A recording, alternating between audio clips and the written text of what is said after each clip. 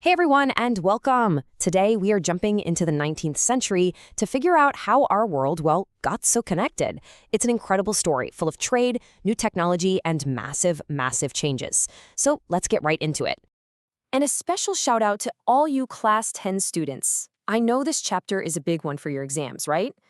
So we're going to break it all down, piece by piece, to make sure you're totally ready to ace it. By the end of this, you'll have it all down, I promise.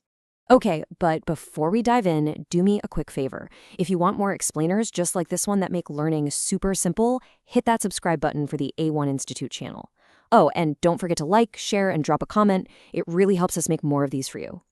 All right, so here's our game plan. First, we're going to talk about the three big flows that basically built the 19th century economy. Then, we'll see how a real global economy started to take shape. After that, we'll get into the role technology played. And finally, we have to look at the darker side of all this, colonialism.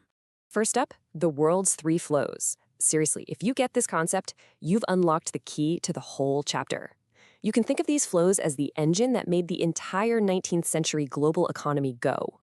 So, what in the world are these flows I keep talking about? Well, economists figured out that there were three main types of movement happening across the globe that totally changed everything. Imagine them like three powerful currents in one giant worldwide river. And here they are. First, you've got the flow of trade, actual stuff like cloth and wheat moving between countries. Second is the flow of labor, which is just people moving to find jobs. And third, the flow of capital. That's money being invested in projects happening thousands of miles away. Now, the most important thing to get here is that these weren't separate. No way. They were all tangled up together, each one feeding the others. Okay, so we've got the theory, but what does this look like in the real world? To see these flows in action, we're going to look at the perfect case study, the story of Britain's Corn Laws. This one example shows you exactly how it all connected. So picture this. It's the late 18th century, and Britain's population is absolutely exploding. More people means you need more food, right? Well, this led to a massive demand for food grains, and when demand goes up, so do prices. They went through the roof. This created a huge tug of war. On one side, you had these wealthy landowners who were making a killing from the high prices. They pushed the government to pass the Corn Laws to block cheaper food from being imported.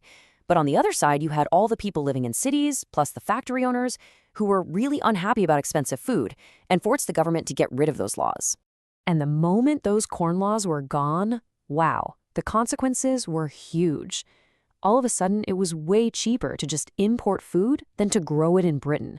British farmers just couldn't compete. As a result, huge chunks of farmland were left empty, and thousands of farm workers lost their jobs. This kicked off a giant wave of people moving, either to the cities to find new work or leaving the country altogether. And this brings us right back to that second flow, the flow of labor. The scale here is just mind-blowing. We're talking about roughly 50 million people. That's not a typo. 50 million people packed up and left Europe for places like America and Australia in the 19th century. It was a flood of humanity, all looking for a better life. Okay, but all those new farms in America and Australia didn't just appear out of thin air, right? They needed money, a lot of money. And that's where our third flow, capital, jumps into the picture. Cash started pouring out of big financial hubs like London to pay for the railways, the ports, and the farms needed to grow all that food for Britain. See how it all connects? But wait a minute. How was all of this even possible on such a massive global scale? The answer is one word: technology. It was like pouring gasoline on a fire. It accelerated everything. There were a few inventions that were total game changers. Railways were essential for getting food from the farms inland to the ports on the coast. Steamships meant you could move way more stuff, way faster and cheaper across the oceans. And then you had the telegraph, which was like the first version of the internet. You could send messages instantly across the world, connecting financial markets in real time. Let's look at one more quick example, the meat trade. This really shows you the power of technology. You see, until the 1870s, meat was something only rich people in Europe could afford. They had to ship live animals all the way from America, which was super expensive, and a lot of the animals didn't even survive the trip. Then, bam, refrigerated ships were invented, and this changed everything. Now you could just prepare the meat in America or Australia, freeze it, and ship it. And as you can see, the cost just plummeted. All of a sudden, even people with less money could afford to eat meat. It was a revolution on their dinner plates.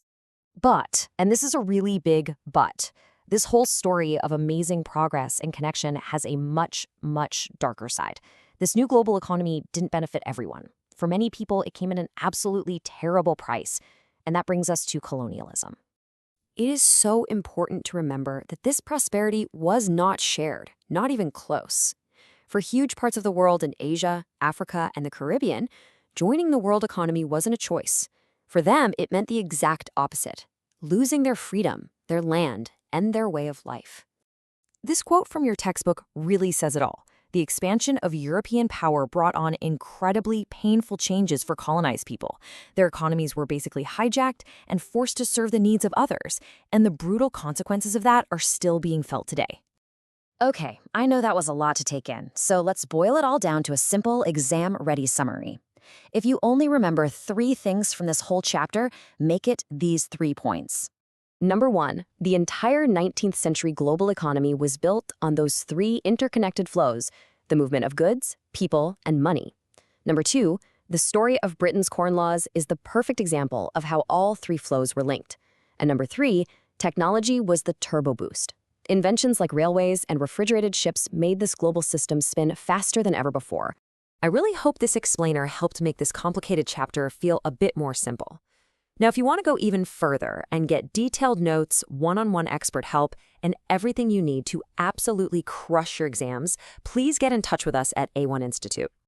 Our phone number is waiting for you in the description below.